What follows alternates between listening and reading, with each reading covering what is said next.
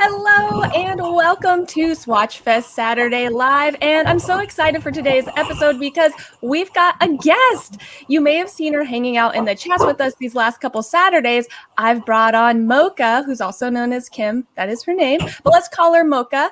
And she is going to be swatching Hobbii Rainbow Bamboo Yarn with me live. I'm going to be knitting. She's going to be crocheting. It can almost be like who can finish their swatch first.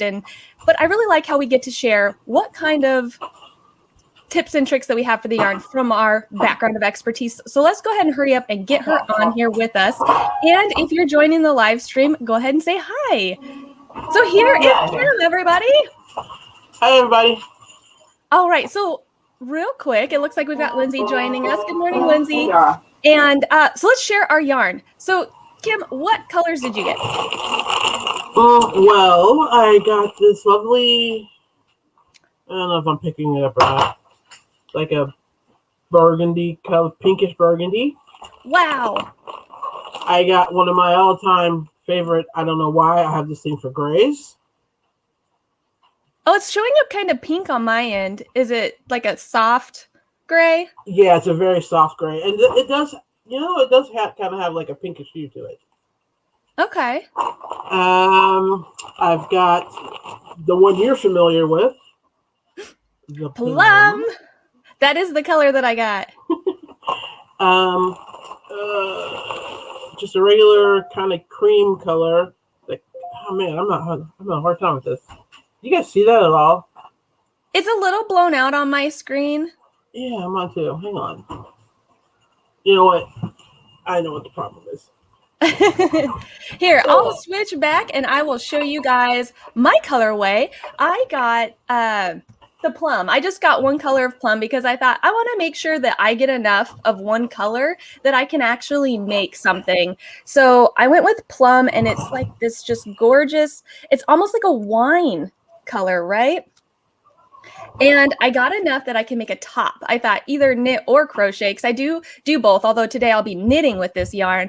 I thought, okay, 5 balls is going to get me a gorgeous top. Not like a long sleeve top, but short sleeve. Possibly if I crochet with open work, I can even get a top out of this.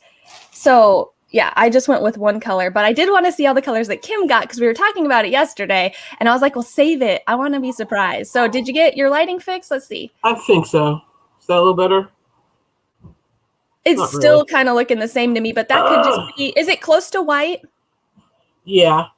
Okay, that might be why. I don't know what my problem is with my lighting in here today. But yeah, it's close to white. So, Okay. And the color I was hinting to you about yesterday. Oh, yes, the orange. See, I was so close to getting that. I was shocked when, I was shocked when you came out with the plum and not this one. Yeah, so the reason that I ended up pulling up the plum is because I wanted to add something to my wardrobe that wasn't orange, because I tend to buy nothing but orange all the time.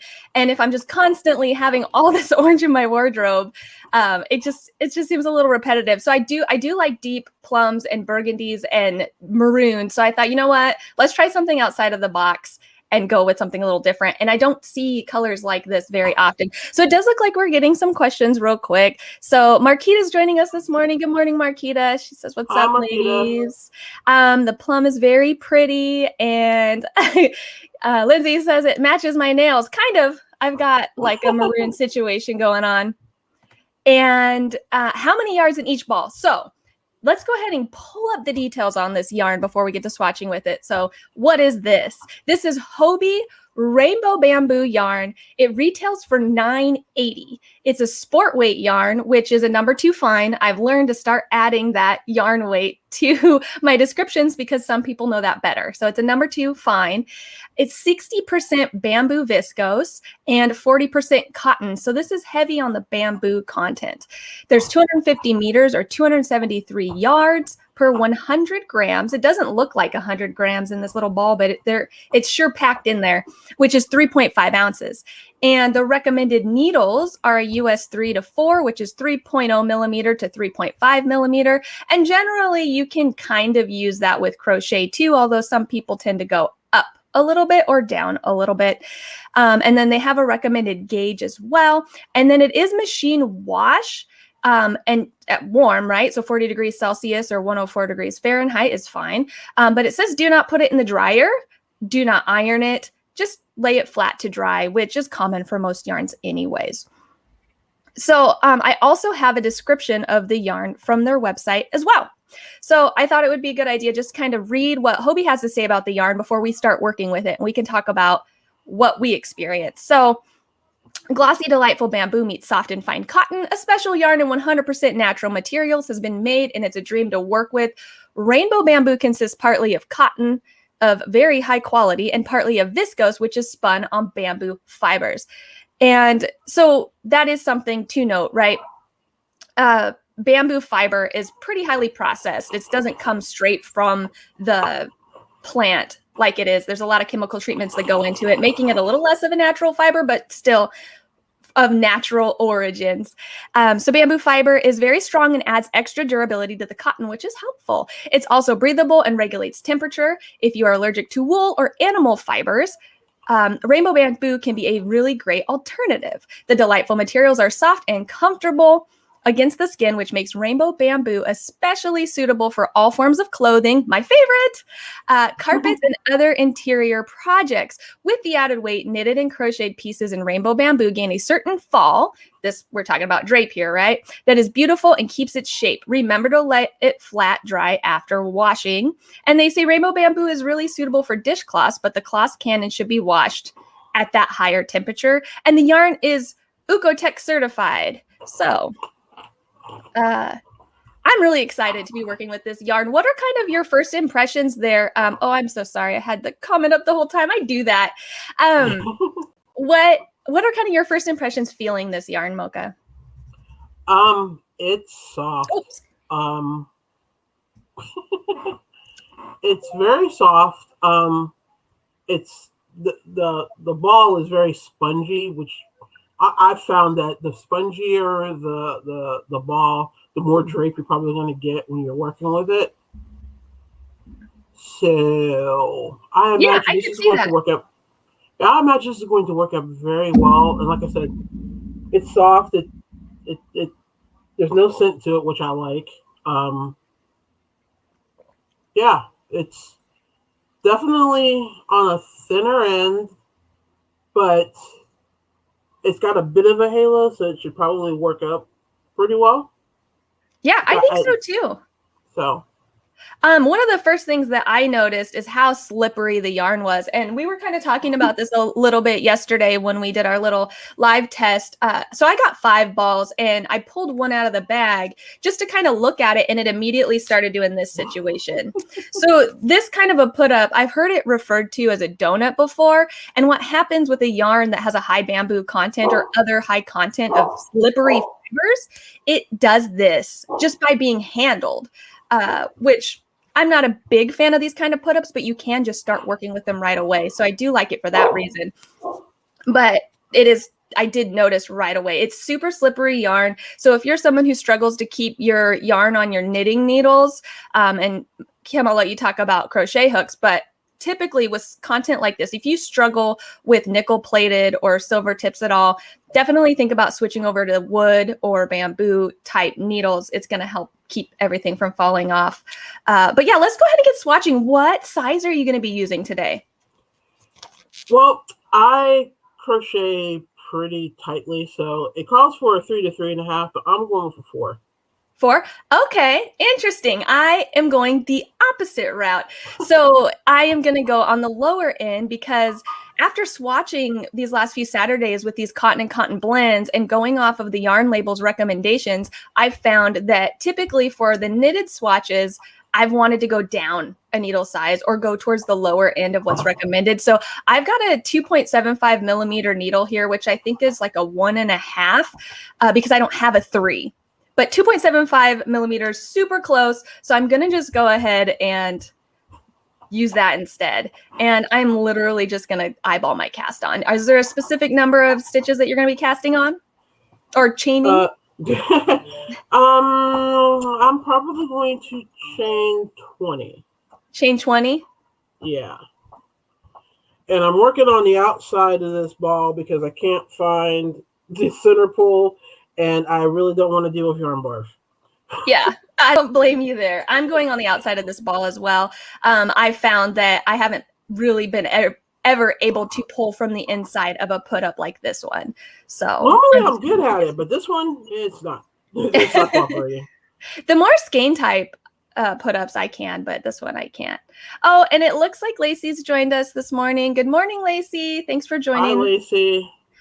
So has anybody that's watching live ever worked with this yarn or a yarn that is heavier bamboo content than cotton? I know that I have worked with Lion Brand Kobu and Universal Yarns Bamboo Pop, which are both 50-50 blends, but this yarn is actually 10% more bamboo. So I'm curious, have you guys ever worked with a yarn that had more bamboo than cotton, or even more bamboo than any other content in the blend? Have you, Kim? No. This is I'm like you. I pretty much worked with Kobu, which was 50-50. I guess it's 51-49 now. Anyway. Yeah, I saw it in two different ways in a couple places. Yeah. So I don't know which one's newer and older, but I do know there's two different blends out there that are really similar. Yeah, but this is the first time I'm working with the one that the bamboo is the majority. So okay. I'm interested to see how this works. Yeah. I think I may already have to switch hooks. Is it too big? No, slippery. Yeah, so it is. I have noticed it is pretty slick, and I kind of saw that coming when it came time. When I looked at that fiber content, I do like my nickel-plated knitting needles for all types of yarn fiber, except for maybe 100% silk. I don't work with 100% silk very often, but that tends to be really, really slick. Maybe 100% bamboo would be the same, which I also have not worked with. But so I've got my nickel-plated tips here. I'm just using a set. It's got a green cable, so I think they're Hayas. And I've just got my first chain. Huh? I'm saying I think I'm switching to my clover. You're gonna switch over to clover? Because it's nickel. Yeah, because it's nickel. Well, I will say so far, despite it being slick, it still has kind of the hand that you get from natural cotton. Like, it doesn't feel like a mercerized or treated cotton at all. It feels like a natural cotton blended with that bamboo. And so for that reason, it feels much more durable than, let's say, the bamboo pop or the Kobu. So it is more durable, which also makes it feel just a little less soft. It's not rough. It is a very soft yarn, but I've got my swatches of Kobu right here from weeks ago, and it is just silkier and softer than this yarn is. It does, even though it has a higher bamboo presence, I feel like the cotton feel comes through a little bit more. So I'm really excited to see what kind of drape we can start getting once we get a couple rows in. Were you able to get a smaller hook set up there? Yeah, this is much better. Well, no, I just switched to the coating. The coating on my clovers is working much better. I was using my tulip earlier. So I haven't worked with tulip or clover. I am started with boy and switched over to Addie, and then I did just try Furl's hook for the first time. So explain to me what is the difference in the plating on those two? Well, hang on. Let me show you. My tulip is a shiny brassish, but it's very shiny. It's very slick. Okay. The clover is more of a nickel, like a matte coat. Okay. So it's got, I wouldn't say it's a roughness, but it has a resistance that a smoother hook doesn't have. And the smoother hook with this yarn, it was kind of chaotic. But now that I've switched to the more matte hook, it's working much better. Oh, perfect. So, all right. That's why it pays to have many different kinds of hooks in your arsenal. Because not every hook will work.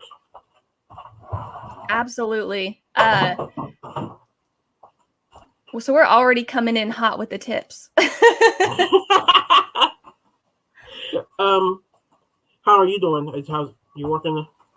Yeah, it's working up nicely. I've just got it's a very fine yarn, so I've only got like 2 rows of garter stitch going on my swatches. I do, depending on how thick the yarn is, the sport weight and finer, I'll do 4 rows of garter stitch and then 4 garter stitches on each side of my swatch.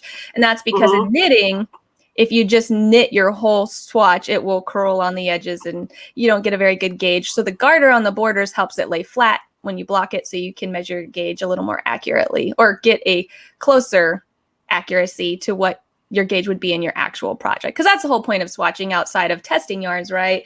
Is to make sure that your stitches are ending up the size you want them to, so that whatever you're making ends up the size you want it to be. I do enjoy the way that this is working up. Although I don't know about you, I've got, and it might just be because it's so tiny right now and I've really got a hold on this yarn and my hands are kind of warm from my lights, but I've got little flecks of fiber falling off. So I do already have a little bit of pilling, and I think that has to do with that very minor halo that you mentioned. There is a little minor bit of a halo to this yarn, and it probably won't pick up. I think that has to do with maybe some of the shorter cotton fibers just not being spun in there all the way. As someone who really enjoys spinning yarn and has worked with some very short dog fibers in blends for people who want custom dog fur yarn, that's what this reminds me of, is fibers that maybe just didn't get spun in all the way because they're so short. Wait, did you say custom dog fur yarn? Oh, yeah. That's something that I've been doing on the side for a little while. I take people's pets' fur and blend it with wool and then spin it up for them. Is there any particular pet that works better than others? I'm truly intrigued now. Absolutely. I've found that the closer the pet's fur is to wool, the more suitable it is for yarn. The more closer the fur is to something like coarse hair or like short hairs, it doesn't work as well. It doesn't like to be spun. It's not soft. All right. But I did want to, while we were swatching, get to know you, Mocha, a little bit better, because this is the first time that I've had a guest on my channel and on a live stream. And so for anyone who doesn't know you, why don't you go ahead and let's start with how you got started crocheting. Oh, I was probably around 10 when my mom attempted to teach me. And I say attempted because she's right-handed, I'm left-handed. And even though she actually did, I should probably look up, I'm telling you this. We did sit face to face. It still wasn't like transferring. I wasn't picking it up. But she set a book in front of me like a year or so later, and I started reading the book. And between reading the book and remembering sitting across from her, I started to pick things up. So I crocheted a decent amount when I was younger. I had injured my knee, and I was pretty much down for like a year. So I didn't have much else to do other than read or crochet. And as much as I love to read, you can only read so many books in a day. So I started crocheting. And I made Afghans, scarves, the typical stuff that you always make when you're first starting out. And then I just kind of quit crocheting for several years and then picked it up again in college. Taught a couple of my friends in college to crochet. So we would sit around, watch cartoons and crochet. Then I quit crocheting again. And I didn't crochet again until... not to take this to a dark spot, but both my parents died in 2019, and crochet became my coping mechanism. Absolutely. So I picked it up seriously back in 2019, and I haven't really put a hook down since. So that's how I'm where I am now. Yeah, I definitely use knitting and crocheting as a coping mechanism as well. I've mostly been knitting and crocheting throughout my entire life. I did have periods where I would go years without, but usually a year or 2 or maybe 3, because it does comfort me so much that whenever I'm feeling down or need a pickup, I turn quickly to it. I know for me, my biggest return to crafting in general was right after I had a miscarriage. So I think that there are these times that, traumatic events happen in our lives, and crocheting and knitting is just, it helps work through all of that. So tell me about your YouTube channel. So you have a YouTube channel and you post all sorts of fun videos. What kind of videos can people find on your channel? Well, on my channel, I do crochet yarn reviews. I do yarn hauls. I do stitch reviews and tutorials. I do pattern tutorials. General rants about all things crochet and craft, because I do other crafts as well. And I'm planning on introducing more of those onto the channel in the near future. But yeah, basically, if it's craft or crochet, it's my jam. So, but lately, I've been doing a lot of yarn hauls and yarn reviews, because Those are it's an always excuse really to buy fun. yarn. Well, yeah, it's an excuse to buy yarn. It's like, I have to get this yarn. I have to review it for my channel. And this is all crochet, right? You don't quite knit yet. Oh, I've tried. I have a knitting machine, so I do have the Addy. I can work with that, but I've tried to knit so many times, and it's just okay. Now, to be fair, each time I've tried, I've gotten a little further. I did actually manage to cast on and do a couple of rows of knitting the last time I attempted it, but when I was trying to cast off, I got totally lost and everything fell apart, and I put them down again. So. I totally understand the frustration on that, because it did take me 3 years on and off to learn how to knit. And it really took perseverance, because it's so easy to go, okay, I'm just going to quit and go back to crochet because I know how to do that. And this is frustrating and difficult. And, I quit.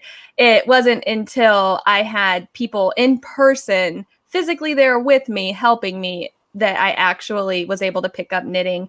And I think one of the biggest things that held me back when I started was I was knitting too tightly. So I was death gripping the needles and the yarn, and I was everything was so tense and so tight. And I think it's because there is this difference in tension between knitting and crochet. In knitting, you're able to enlarge your already made knit stitches to work into them, which you don't want to do that in crochet. So that's already like a big difference there, because crochet doesn't tend to go back. If you pull on those top loops, they kind of just stay that way. But with knitting, the way that it's almost woven instead of knotted, it does go back. And I think that's one of the first things that I noticed was I needed to relax and not worry about stretching out those stitches as I worked into them, because they even themselves out, unlike crochet. And then the other thing was I had no idea how to pick up a drop stitch. So every time I would start a little square and drop a stitch, I would rip the whole thing out and start over. And it wasn't until I had someone in person actually helping me let me pick this stitch up for you, until you understand what you're even looking at, because that's the problem too, is there's a definite front and back to knitting. And if you still aren't sure what a stitch looks like and what a purl stitch looks like, how would you even pick a stitch up? So it definitely helped having somebody teach me in person. So let's go ahead and talk about too, while we're still swatching, because I barely have any rows here. Knitting is far slower than crocheting.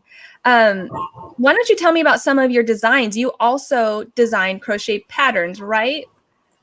Yeah, I'm relatively new to that, but yeah, I am delving into that, and I'm really liking it, because it kind of definitely exercises my creative side.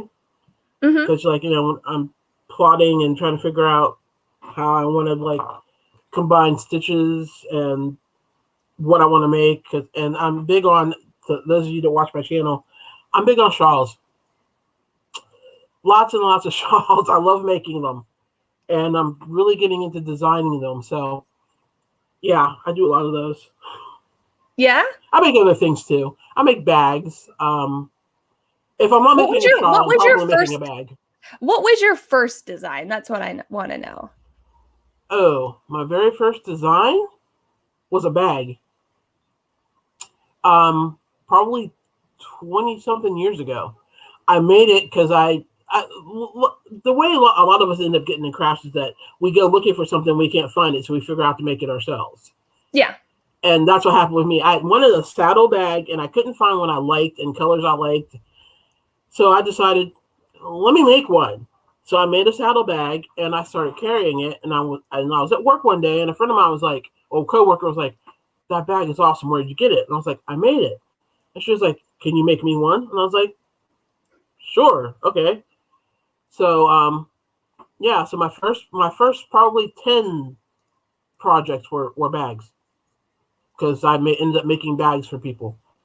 So nice. And I make like a variety of bags. So like I make the saddle bags, I make backpacks, I make a lot of purses. That would explain your love for cotton, correct? Yes. Yeah, pretty much, because you can't make that stuff out of acrylic. No, and even wool, like you could make a bag out of wool, and it would be better if it was felted, but it's just not going to be as durable as a cotton or a cotton blend like this Hobbii Rainbow Bamboo Yarn. Let's go ahead and take a second to catch up in the chat here. Let's see. Lacey had said, I think it's the nickel and the frills Odyssey hooks that makes them work so well for me. I haven't tried the Odyssey hooks yet, but I'm a little hesitant because I am such a boy type tip lover that I don't know that I would like it as much.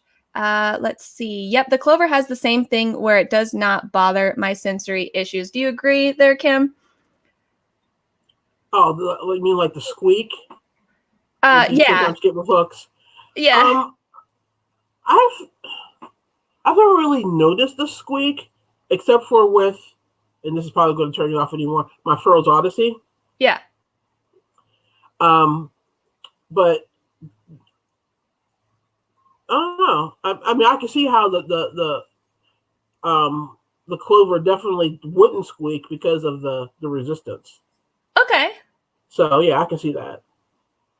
And then Lacey also said, Amanda, I told my buddies on my morning live that you spin dog fur, and they were all sorts of interested, and I am too, to be honest. Maybe I'll have to do a live Q&A about that. I do have a video up on my channel here about the full process, but I don't think that I've really talked too much about like how I got into it and any like, it is such an interesting and unique thing. I'm sure there's questions out there that you could easily, I have a few.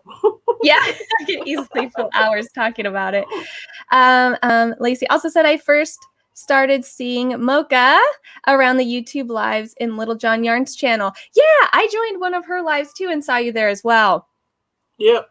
Yeah, Mocha and I actually met at the Crochet Business Summit in one of the threads looking for accountability buddies. We have similar crochet business goals, so we quickly started chatting, and this is how this came to be for us. Lindsay Knitwim says shawls are my jam, and I absolutely agree with you there. So I totally get why you like to design shawls. They are one of my favorite things to design, wear, and make. I haven't actually looked at my history of patterns I've designed, but I do think I have more shawls than anything else. And then it looks like Reggie J Hook Crochet stopped by. Hello, ladies. Just saying hi, really quick. Value to our live. I know that we both subscribe to her channel, and I try to catch her live streams as often as I can. Okay, I have to say this because I say it to her every time. Reggie is the reason for my love of Hobbii. Really? Yes. She got me addicted to the site. And yeah. It was over from there. What I really do like about Hobbii is the fact that they ship internationally, which had me drawn to them immediately. I know here on YouTube we have a larger international crowd, so the fact that Hobbie's a yarn that pretty much I think anybody can get their hands on, that's definitely appreciated. Mm-hmm. And I don't like, is this normal? Because I am a little newer to Hobbii, like it's only been like a month that I've been aware of their yarns and been ordering from them. Do they frequently have sales? Like I've seen they have the bulk discount where the more you buy, the less you pay per item. But do they frequently have like these massive discount sales? Like there have been some really huge sales, I think, especially on their rainbow cotton lately. Yeah, they have constant sales. Yeah, and then they have the Constant. rewards program as well, where you earn based on what you spend, and you can So redeem many them in the point store. Yeah, that's how I got that vegan cotton that I reviewed on my. Why I didn't really review it. I showed it on my channel a couple of videos ago. Was the only way you could get it was through points. Yes. So that's interesting. I wonder what led them to do that. But I'm gonna have to check it out. I know I have some points accruing, and I saw that I have enough to get some yarn, so I'm gonna save up. Sorry, I I low key think. I low key think that they use their point store to kind of test drive yarns that they're thinking about putting out into their actual store. Okay. Because I thought that was very interesting. I'm like, you have a vegan yarn, but you only get it with points. Are you trying to see who would be interested in buying it? That may be the case. Yeah, so it's a nice yarn now. Right. I really like it. So if they actually had it in their store, I'd buy it. What is the content? So vegan would mean that no animal fibers. So what is the content? Do you know? Oh, I didn't remember off the top of my head. It's got. I mean, I'm assuming it's going to be plant-based fibers and or what do you call those? I've heard them referred to as biosynthetic, like the viscose or rayon from bamboo. Yeah, and viscose and no, I had that label here sitting here and I can't find it now. And somehow I got it off the yarn. Yeah, it was definitely a cotton viscose. Plant heavy. Yeah, very plant heavy. Yeah. Okay, I don't know if there's any bamboo in it or not. Might have been. But it was. Is that one that you'll be reviewing in the future on your channel? Probably. I did I showed a quick swatch of it. I didn't actually do a full review of it, but I may actually do a review of it because I actually do like it. And for people who aren't maybe familiar with vegan yarns, it's probably a good video. I might combine it with a couple of the vegan yarns that I found since then. Okay. And kind of compare them. But yeah, I can see me doing that in the future. Nice. All right, let's go ahead and let's finish catching up here, and then let's show our progress on our swatches. So it looks like Lacey said hi to Reggie, and Marquita says, Amanda, if you try the Odyssey, which size would you choose? If I tried, I typically use smaller size hooks, and I don't know how small their range is for the nickel plated. It's probably even smaller than I tried the Streamline Swirl Galaxy Pisces hook, which is resin. I have a feeling they don't go smaller than the 4mm because the resin probably doesn't do well that small when it comes to durability. You'll typically see the smaller hook sizes in something a lot more durable, like even the tiny little ones are made out of steel. And then you start looking at the nickel plated, you can get away with that as they get bigger. I would probably go for the smaller hook sizes just because that's typically what I use between like 2mm and 6mm range. I'm usually working with DK weight or finer, which puts me at 4mm or below even. So that's what I would try. And then Reggie says, sorry, not sorry. And I know that's about getting you addicted to Hobbii yarns. I mean, that's how I feel about it too. And Lacey, I've been seeing those great sales too. I'm sure that was about the Hobbii. I made my first Hobbii purchase this week. Oh, yay! I can't wait to see what you got. I know Marquita also has a YouTube channel as well, so I'm excited to see. She finally joined the club. Yay! Yeah, the Hobbii club. And then Lacey says, there's a good idea if that is the case. Oh, I didn't see that one in time to know what that was referring to. But are you at a good spot to share your swatch, Kim? Give me like 3 more stitches. Okay, yeah, I just started a row as well, but I will go ahead and share my progress. Anyways, so I'm happy with going down to the lower recommended needle size. So this is a 2.75. They recommend a 3 at its lowest. You can see it's a fine yarn. I'll just go ahead and pull these needles in. I can't get a sense of the drape yet. There's not enough of it, but it's not stiff. It feels good. My only concern is it is pilling. Just a little bit, just working with it. I don't know if you can see that around my garter stitches there in the beginning. Just a little bit. So I would be a little concerned about how this is going to hold up over time when it comes to, which is what I have planned, making garments. And that's also another reason I went down in needle size, because I'm thinking, like I said, a top, either a tank top or a short sleeve top. It's got good stretch so far in the first couple of rows, but the pilling has me concerned just a little bit. Like, it's not super bad, but I'm also just working with it, not wearing it. So how's your swatch going? What stitch are you doing? I didn't even ask you. Look at that. Okay, that needs to be like full screen. That is some amazing drape. What the heck? Isn't that crazy? Wow. Now, it is a little gappier than I would prefer it, but I did go up that hook size. You did. So I'll probably go back down a half size. But I mean, this is definitely on the very close, if not better than Kobu. Wow. When it comes to drape, yeah. I mean, that swatch is swinging. Yeah, and definitely if I go down a half hook, this is going to be pretty close together, and it's probably still going to have that same drape. I don't imagine it losing. If it does, what it loses, it's still going to have an incredible drape anyway. Yeah. Wow. Which you don't see typically either when you go down, and when you go down that many stitches, you don't typically see this drape remaining, because everything gets so dense and tight that it just stiffens right up. But yeah, that is.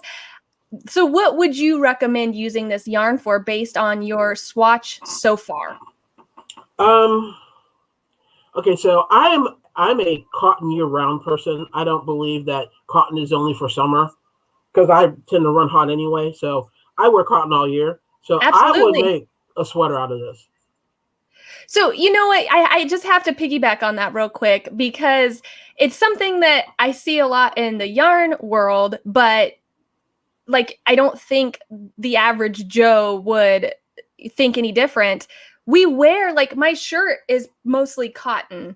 Most of the shirts that I buy are cotton. I even have cotton hoodies. We wear cotton year round outside of yarn. There's no reason why we wouldn't wear cotton year round with yarn. I think it's one of those old wives' tales that's been passed down from generation to generation, that, cotton is for summer, acrylic and wool is for winter. You don't mix the two. And I'm like, why? If I want to wear a cotton sweater in February, why can't I wear a cotton sweater in February? Right. I do think there are some, like, maybe don'ts about summer with yarn, like maybe don't use acrylic in a tight full stitch, maybe have some breathability, but cotton is one of those versatile yarns that I think gets shoved into summer, but is really year round, like you were saying. But yeah, I mean, I honestly, anything you really wanted to make clothing wise, I think you could pull it off with this. Yeah, I could see me making a hoodie for the grandkid. I could see me I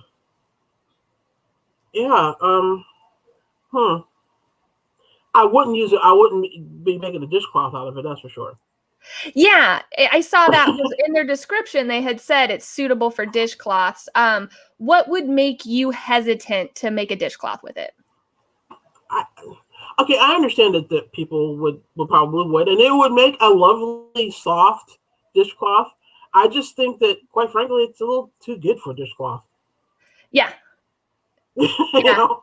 No, I agree. I agree. And again, with me, you don't seem to be having the pilling issue that I do with the knitting. I would be hesitant to knit a dishcloth just because of how fuzzy it's getting. But I guess at the same time, because you guys, this is my hand. Wow. Yeah, I'm not having any of that. And like part of it could be, again, because it's warm in my house. I have my AC unit turned off so that it's not blowing in the background, and I have my lights on, so it's warm. My hands are a little clammy, which is gonna do this. But with cotton being a yarn that people gravitate towards in the summer, it's gonna get touched like this with clammy skin. So yeah, now it's stuck to me. Are you having any pilling at all? No, but I would imagine that if I were, well, I guess doing the crochet version of what you're doing is Tunisian, it might pick up some fuzz, because I think it's probably the friction. When you're constantly rubbing it, it's going to start to pill. Yeah. Because I mean, I've got a little bit of halo, but no fuzz. Okay. So I would probably say this is probably a better material for crocheting, like traditional crochet, and not like Tunisian or maybe knitting, maybe. Yeah, I am starting to see that same thing here, and I think one of the reasons that I really like your channel is you and I have a lot of the same opinions when it comes to hooks and yarns and using yarns to design with, and so I'm not surprised that I definitely agree with what you're saying. I think we might have actually found a yarn that's better for crochet than knitting, and that just doesn't happen all the time. No, normally it's the other way around. I mean, it depends. Yeah. I mean, because generally, like if we're going to make massive sweeping generalizations, crochet tends to be denser and heavier, which makes it a little bit harder when you to compare the density and drape to knitting, which depending on what you're making, you know, there's all those side things. But yeah, it tends to be people saying, oh yeah, this looks better in a knit swatch than it does a crochet swatch. But I don't know. I think this yarn might actually be the other way around. I think this might actually be a yarn that's better for crocheting just because it is a little more sensitive to agitation and seems to be pilling a little bit more as I work with it in my hands. Let's go ahead and catch up on the chat again. Marquita says, thanks for the swatches.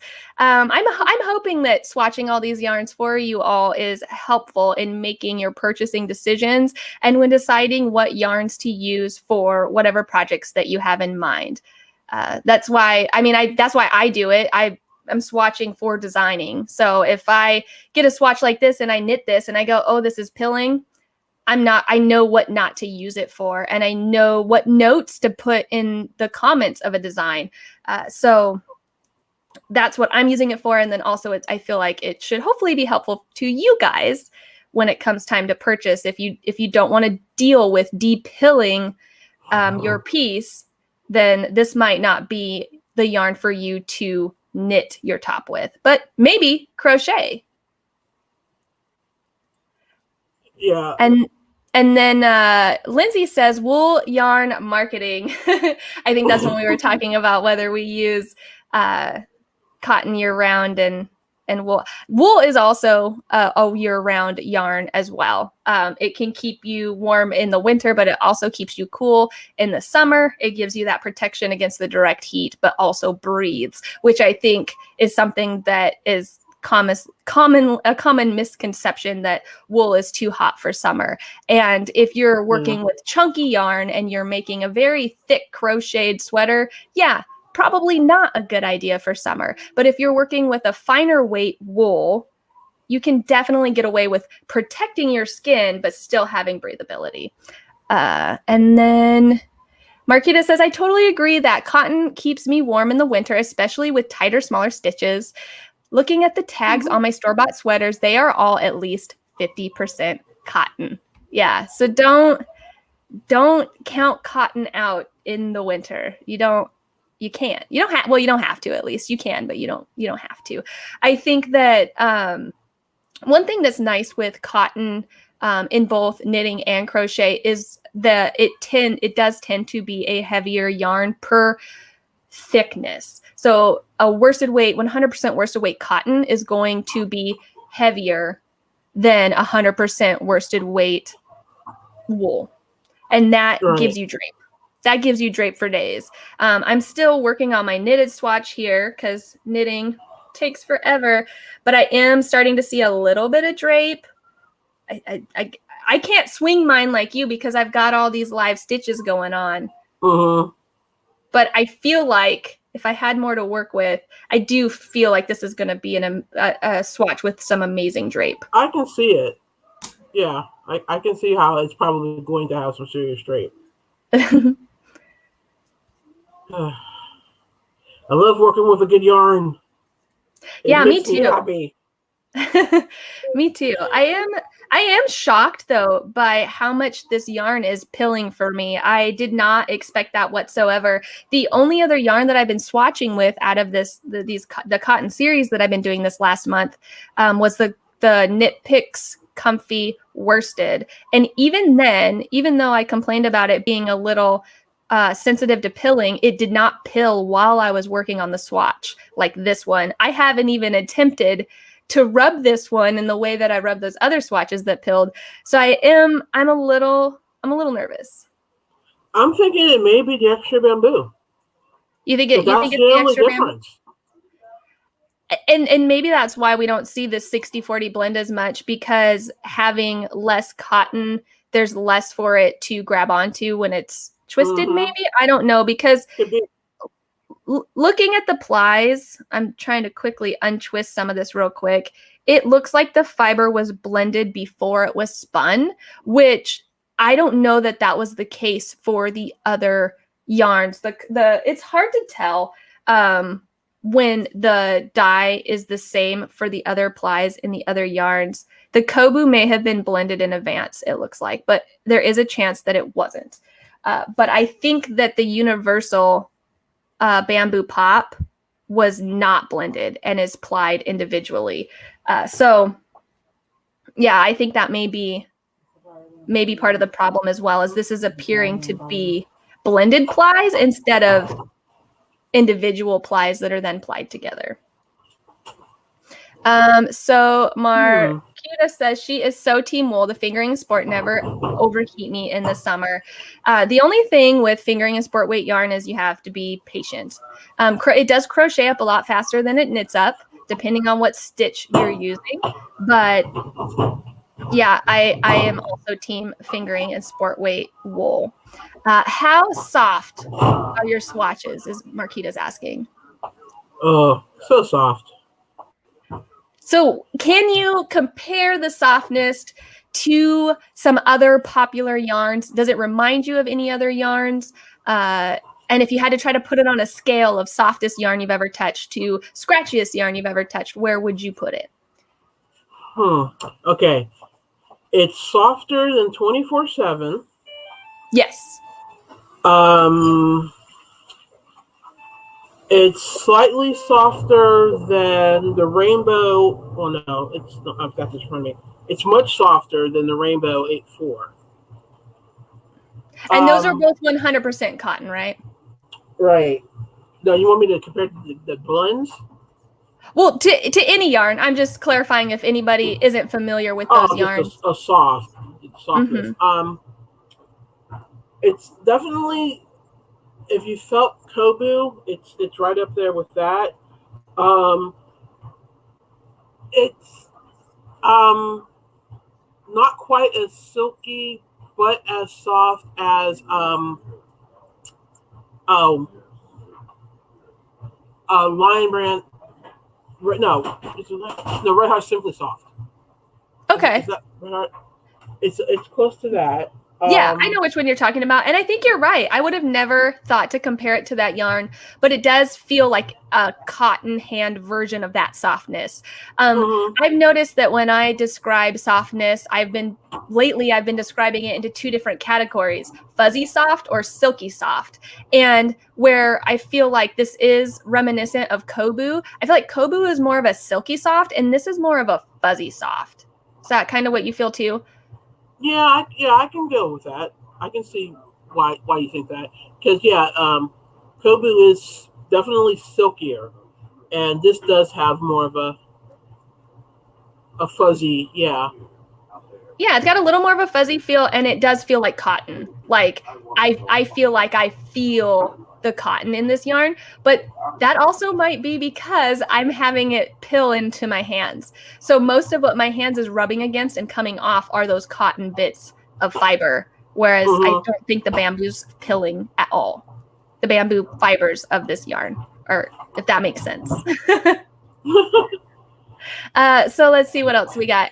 Is it silky and how shiny? So we just talked about the silkiness. I would say a little more fuzzier than silky. How about the shine? What are you picking up there, Mocha? It's not particularly shiny. It's I mean, it's not a full matte, but it's not like it doesn't like shine. Yeah. But I mean, it definitely picks up light. So looking at my swatch, and I don't know if my webcam will pick it up at all here, and I'm trying not to yell into my microphone.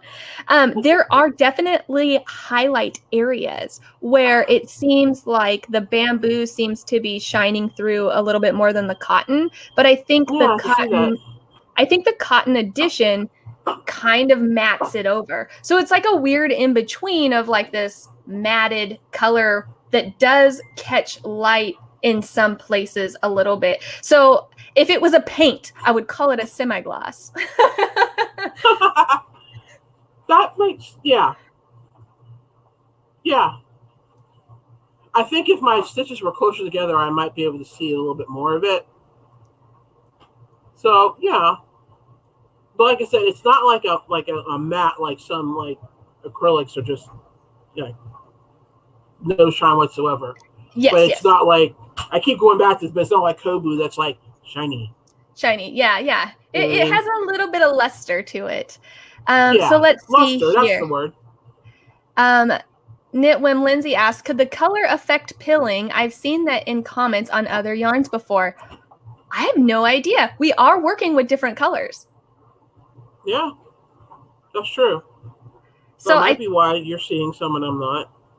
Yeah, I would be curious if you crocheted with the same color, if it would pill, and then also if you knit with that, if I knit with that pink, if it would do the same thing.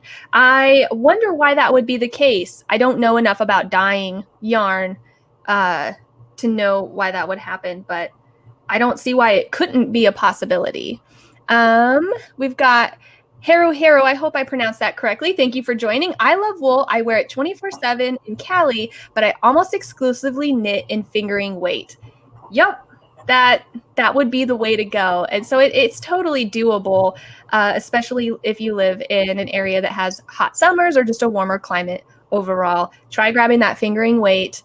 Knitting helps because it is generally thinner than crochet, but if you're crocheting with fingering weight, it is much thinner than crocheting with worsted weight. I have mad respect for anybody that can deal with sport and fingering. I am a DK and up. Anything under DK, and I'm like, can I double that?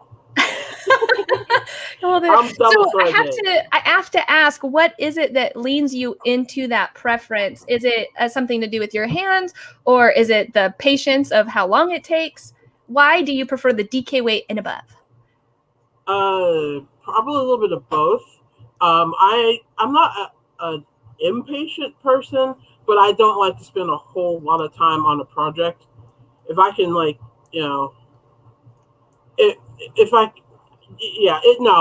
a change. I am an impatient person. I just don't want to deal with a thin yarn that's going to take me 22 years when I can make the same thing in like a DK or a worsted in like a fraction of the time. Don't get me wrong. I know that those yarns have their place, obviously. I mean, I wouldn't want to really make a pair of socks out of worsted weight yarn, but I mean, okay. I have a pair sitting next to me, and so for crochet, maybe not, but for knitting, I have knitted worsted weight, and this might be like a heavy worsted weight sock. I have these knitted worsted weight socks, and I freaking love them. Oh, so you can they're huge, they're thick, but you probably couldn't fit them in your shoe, but they're great for cold winters in the house. But I don't know, I feel like a worsted weight crocheted sock, might be a bit too much. Yeah. So now I have to ask, Mocha, what is the longest finish, like it has to be finished, a finished project that you've made that took the longest? Oh wow. Because you said you're impatient and you tend to make quicker projects, but there has to be something. Uh-oh. Is that me? No, I think it's me. Oh. Oh, is that your neighbor? Yes. And then I totally lost my webcam doing that. Hopefully it's not too distracting. Let us know. Yeah. Sorry for the background noise. My largest project that took the longest was probably an Afghan, and it took me roughly 6 months. Wow. Because it was all granny squares of like 9 by 9 granny squares. And it took me forever to make all those granny squares. Did you use worsted weight for that? Ironically, yeah. Yeah. No, I mean, I've never made a blanket in anything less than I want to say worsted weight. I don't think I've even done DK or fingering weight at all. Not even baby blankets. Well, maybe I think I did a baby blanket out of a light worsted. That would be the closest. Yeah, that's why I don't make a whole lot of Afghans, because they take a while. And, all right.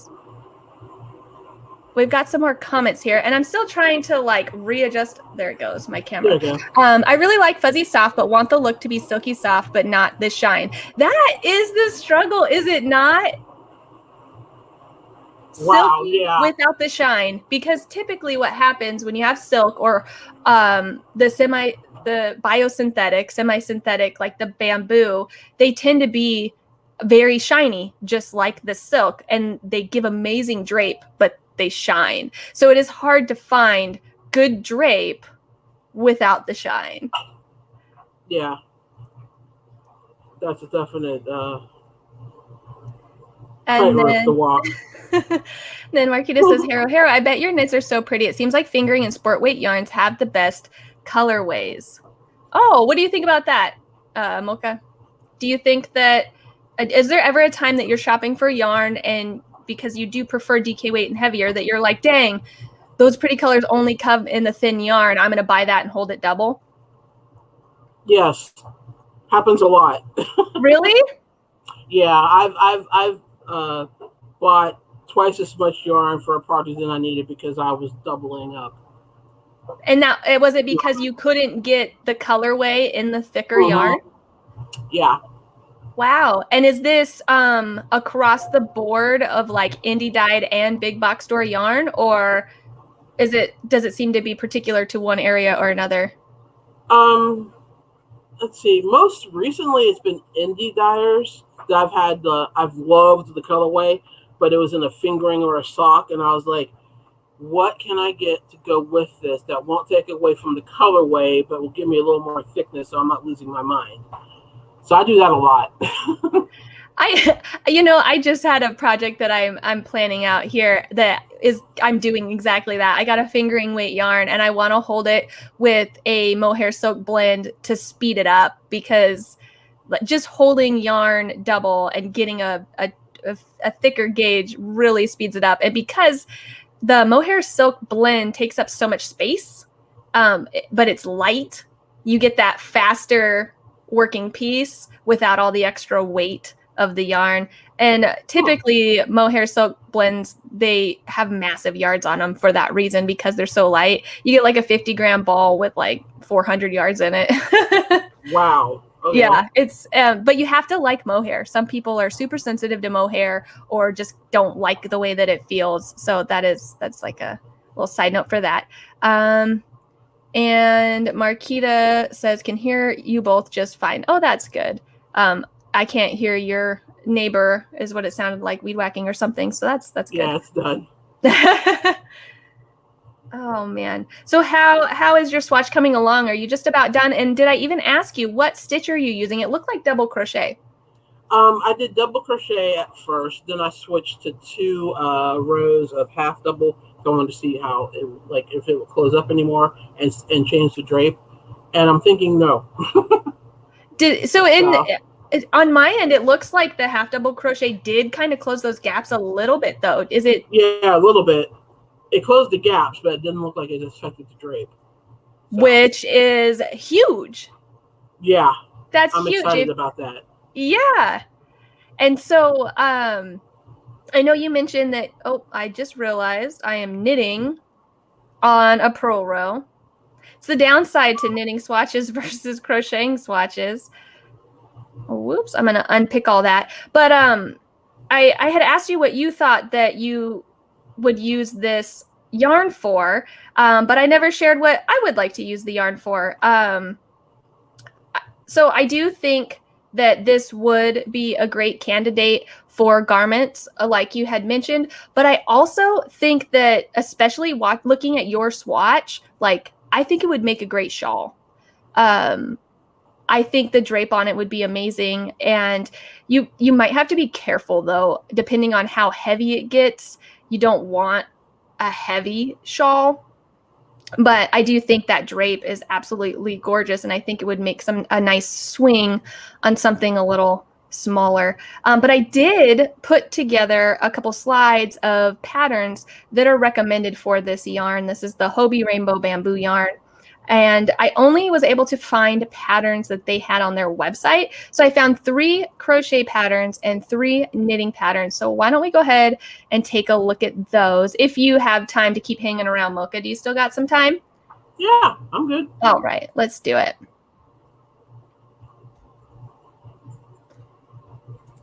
So with this one right here is the Eva Summer top. And it's a free knitting pattern on Hobbii's website. And I really liked the neckline on this one. I think that's just a super cute little round neckline there. And it dips down further in the front than the back, which I think gives it a great fit. And I like the little cables and the texture under the arm. I think it was just a super sweet overall design. And I really appreciate the fact that they modeled this with jeans. Yeah. I feel like so many people wear jeans, and it's not very often that you see patterns modeled, at least from yarn companies and in magazines. You don't frequently see them modeled with jeans, or at least I don't. So I really appreciated that. And then here's one that's interesting. What do you think of this one, Kim? It's a cold, well, it's not even cold shoulder. It's just a one strap. A one strap tank top. Why? Why? So there were 2 of these on their website. This one that's it doesn't, I can't really tell what kind of a stitch it is. Because it kind of looks like it's a knit purl, but it's kind of hard to see. I think it just might be stretched out, the ribbing. But I think that it looks cute, but it's not something that I would actually wear. Yeah. I would be afraid of it. Huh. I would be afraid of it staying on. Or not staying on. Or not staying on, absolutely. Yeah, me too. I couldn't rock that. I couldn't, no. It wouldn't, no. It would be a bad idea.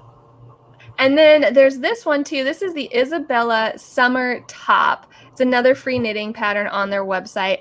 And this is a halter top. And I really appreciate the shaping in the bust here. It looks like it fits really well, which it's hit or miss whether you get that in patterns or not. When it comes to kind of cup shaping like that, you really either see it or you don't. And I think this was a good choice for the halter top to be supportive. A garment with support, I guess is what I'm trying to say. And this is one that I could see myself making and wearing. It's cute. Oh, so back to the other top. Marquita said, if the straps were wider, I would rock it on the one strap, I think. And then Knitwim Lindsay had said that top is strange. It makes me nervous. the one strap. It's somehow a combination of the 70s and the 80s at the same time. Yeah, let's go ahead and pull that back up again. Yeah, this one. I will say, like, I'm still nursing my 8-month-old baby, and so like I feel like I could like nurse in this top, but only on one side.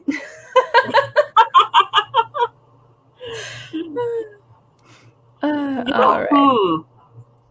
So back to the halter. Catherine says, Catherine, thank you for joining us. Looks like it makes nice looking clothing, beautiful drape. I really do think that this garment is great for draping. You just got to watch the pilling and the knitting. I don't know. We don't know about the crochet yet. And maybe it is just this colorway. And then Marquita says the halter has nice structure. Yeah, I really do appreciate the structure to this top. And I can't tell which way that it's made. It does look like there is a mismatched seam under the bust. So I wouldn't be surprised if it's worked in 2 pieces. But since all the knitting is in one direction, it may not be. You might just be switching a stitch pattern from that wider rib to a tighter rib, which again is another great choice because the wider ribs are not as stretchy as the tighter ribs. So you really do get a form-fitting rib from the bust up. Oh, all right, so let's look at the crochet patterns I found. They did not have any garments, unfortunately, that I saw in crochet. They had this, let me take this down so you can see. They had this lovely hearts bamboo baby blanket. Do you think that this would be a good pattern for crocheting with this yarn? Yeah. Yeah, because this yarn works well with Filet, so I could see how this yarn would work well with Filet. So yeah, it'll probably work up pretty quick too. Yeah, I have a feeling it would work up super quickly, and it would it looks so nice folded up like that. I think because of the weight that's to it, I think it has a nice little, I don't know, just it's a little more neat and tidy. I think that border would give me a headache though. Oh, let's go back and look at the border. Oh, it does look like a picot, huh? Or maybe a zigzag. I can't tell. There's like several layers there. I'm not totally sure what all.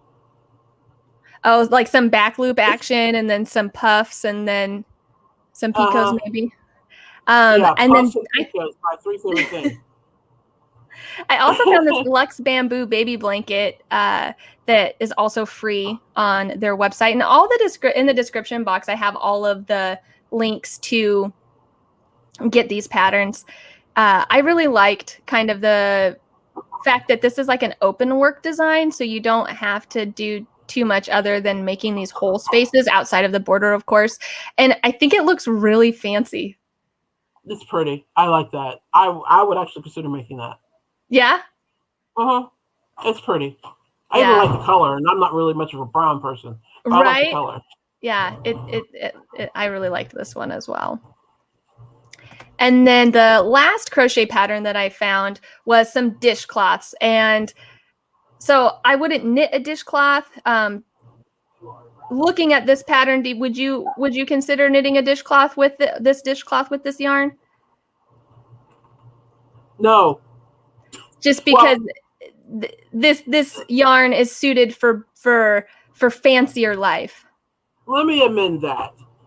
Decorative ones, like the ones you hang that, I don't know how your mom was, but my mom had. We had the ones we used, and we had the ones that were decorative. You didn't dare touch the decorative ones. I would make decorative ones out of it. Okay. But I wouldn't want them used. I would be a little angry if they were used. I think they would be decorative. Yeah, I did not grow up in a household where we had decorative versus use. I grew up in a household where people would complain when they came over because we didn't use paper towels. We used washcloths like with our meals. And so everybody got their own, and it wasn't like a fancy dinner napkin. It was like scrappy washcloths. Everybody got their own scrappy washcloth to like keep their hands clean and wipe their face and stuff while they eat. and then it got washed and reused again. We were very much a practical household versus like an aesthetic household. And I think that's carried over into my life. I do not have the most decorated house or decorated wardrobe. I tend to lean towards function over decoration more often than not. And I think it has a lot to do with the way that I grew up. Same. That was the one like area where my mom was very persnickety. She liked a well-decorated bathroom. She the rest of the house was nice, don't get me wrong, but she was just she thought that bathrooms were not properly decorated until they had some decorative towels and washcloths in there. I thought it was crazy. I'm like, it's a washcloth. Use it to wash things. But, she was very adamant about those are decorative. Do not use them. And she would tell people that came over, the ones with the flowers on them, please don't use those. The ones that are like on the sink, what have you, feel free. I was like, okay, whatever. So. I mean, I do appreciate things that look nice. And I know the more that you use things, they break down over time, which is why our dinner dishcloths were so ragged and mismatching, because, you'd lose one out of a set, but you don't throw them all away because one's missing. And so I do understand the appeal, and it can be very calming and to be in a place that clean and decorated. But maybe it's ideal to try to find a happy medium in between the two. I did miss some comments here from earlier. It looks like Lacey said that's cute, and I have been into filet crochet lately. I'm pretty sure she was talking about that Luxe baby blanket that we were looking at. I have been experimenting with versions of filet crochet as well. I say versions because typical filet crochet has like the chain spaces and the skip spaces without any increases or decreases, and I've been experimenting with ways to play with those holes even more with increases and decreases. And then Catherine said beautiful blanket. I love that one too. Filet crochet. So do you want to talk about what filet crochet is, Mocha? Do you have experience with it? I haven't done a whole lot of it, but my understanding is pretty much what you just said. It's basically almost a reverse Grafghan, sort of, because instead of actually using a different color to show the space, you actually use a space. So, you're going to like chain, like you're going to crochet like 50, double crochets, and then like chain to leave a space, and then do another like 5, and then chain and do another space to make eyes or something, depending on what you're making. And you basically just make the pattern out of the spaces instead of it being the pattern being in the actual yarn. That's how that's probably a very lopsided, weird way of describing it, but that's how I visualize it. No, I think you did a great job describing it. And if we look back at the slides, you can see it here. So it's where you see that kind of argyle shaped holes with the flower looking holes in the center. It's a graph that just has holes put in there on purpose to create some sort of design or image. The first couple of motifs or filet crochet patterns that I saw would have like a whole picture. It'd have like a duck and like a pond looking place and like trees. And these were in some older magazines. I have so many magazines from the 60s, 70s, and 80s that I inherited when my great-grandmother and then grandmother passed away. So I've got boxes and boxes and so many old crochet magazines. Yeah, the very first one I ever saw up close was it was this huge table runner of The Last Supper. Oh, yeah. And I'm like, wow. Wow. So, yeah. But yeah. It's one of those things where if you get fine enough crochet thread that you can really make an intricate image just by taking advantage of that, what do they call it in art? Negative space? Right.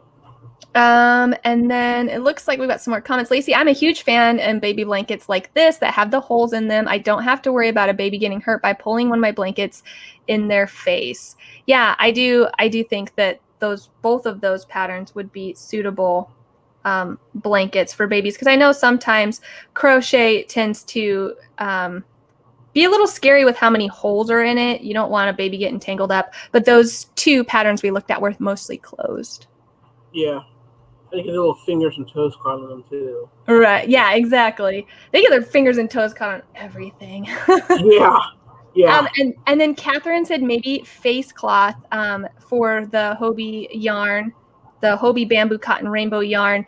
I could see that. But with the knitting, again, I need to feel this yarn some more and block it and really get a good idea of how this is going to behave. I would not want to wash my face with this the first time because it is pilling so much. I don't want the little cotton pieces all over my face, which happens with store-bought towels too, though. Like the extra soft ones, whenever I go to put my contacts in after drying my hands with a new towel, I have all those.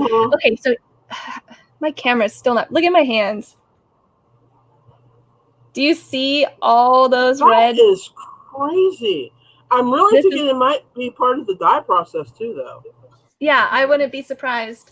So yeah, I would be hesitant with the knitting, but maybe with the crochet. And I will say I do have face cloths that were knit for me and crocheted for me that I do use. So I do like using handmade washcloths for my face, especially with the nicer cottons. And I have like the scratchier cottons in the kitchen. Okay, so maybe I will make a couple just to see if I like them. Yeah, right. Just, and that's the other thing. Like, I want to see if this stops pilling after a wash. Maybe it just needs one good wash and one good depilling, and then it'll be fine. I don't know.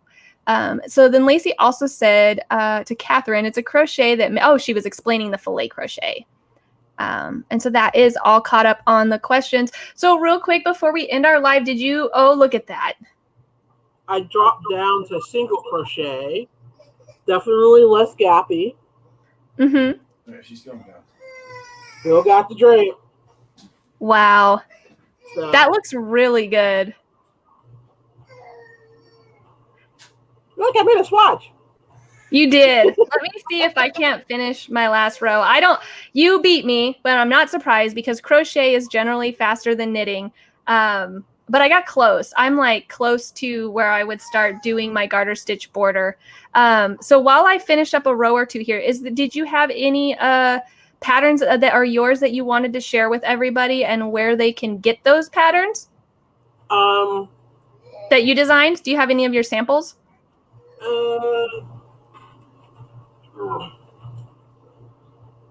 If you put me back full screen, you'll be able to see this. Okay, let's see. Yes. Oh, there it is.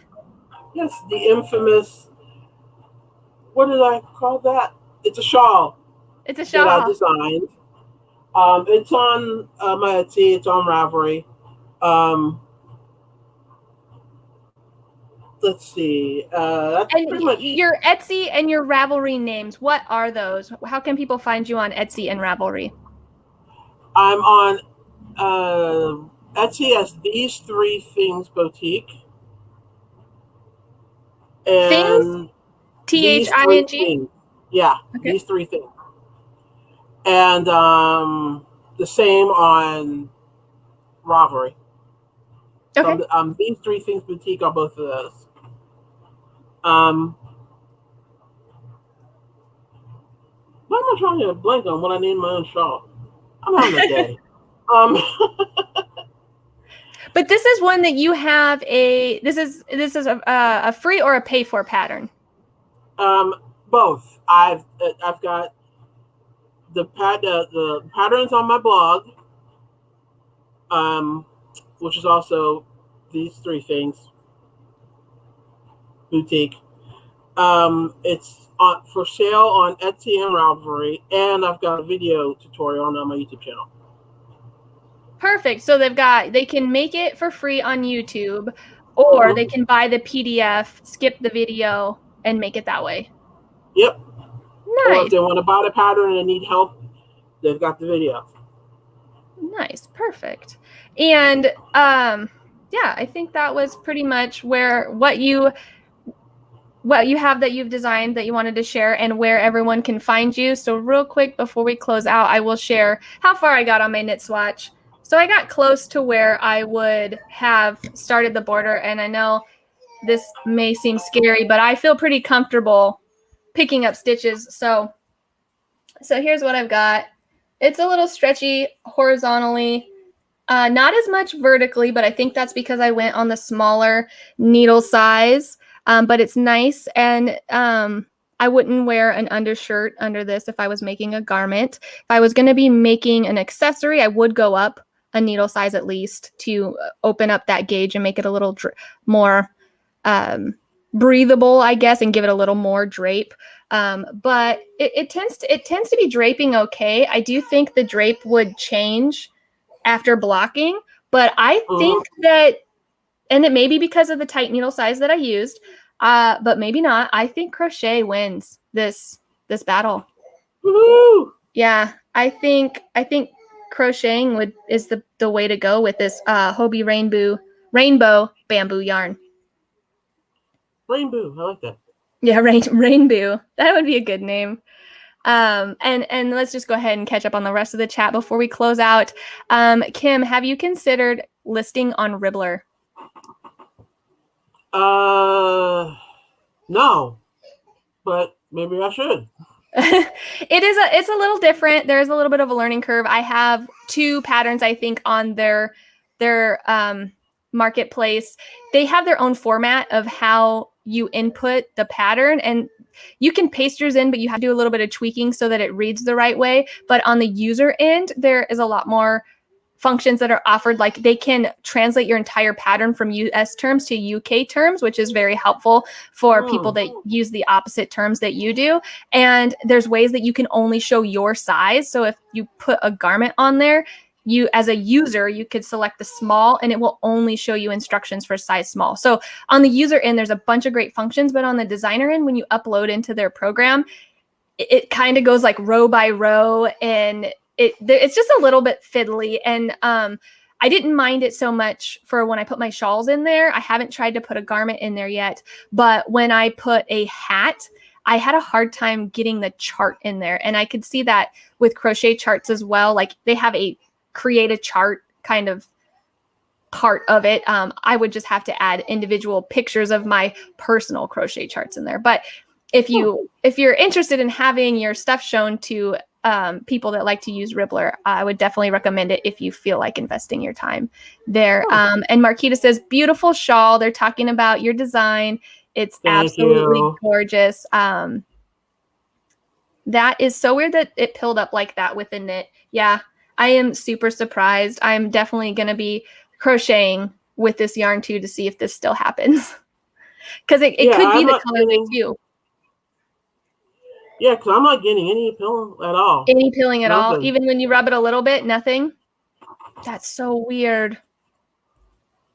Nope, nothing. Marquita says, very nice. And Lacey says, way to represent the hookers, Kim. Woo! Hookers unite. Right? Awesome. Well, that was... We'll crochet. Right? Well, that was everything that I think we wanted to cover in this live stream today. Thank you, Kim, so much for joining me and being my first guest. I really had a lot of fun doing this today, and I really appreciate all that you have to offer the crochet community and this chat. Well, thanks for having me. This was fun. Yes, and are you going to be live streaming on your channel? Yes. I have narrowed it down to, I believe it will be Wednesdays at 7. Wednesdays at 7. And do you have a date of when you're going to start? Well, if my nerves don't get the best of me, it'll be this coming Wednesday. So, what is that, the 4th? Let's see. I think I have a calendar. Yep, the 4th. Awesome. Well, definitely I will be there. And if any of you all want to join us on her live stream, I've got a link to her channel in the description box below. Definitely go subscribe. And if you hit the notification bell, it will notify you of when she goes live. Oh, and real quick, if you subscribe between now and August 8th, you can enter my 200 subscriber giveaway. So yes, check out I that forgot channel. all about that. Yeah, she's got her 200 subscriber giveaway video up on her channel right now. So definitely check that out and go enter. Awesome. Well, that was everything. I hope everyone has a great rest of their day and a great weekend. And until next time, guys, happy crafting. Bye. Bye.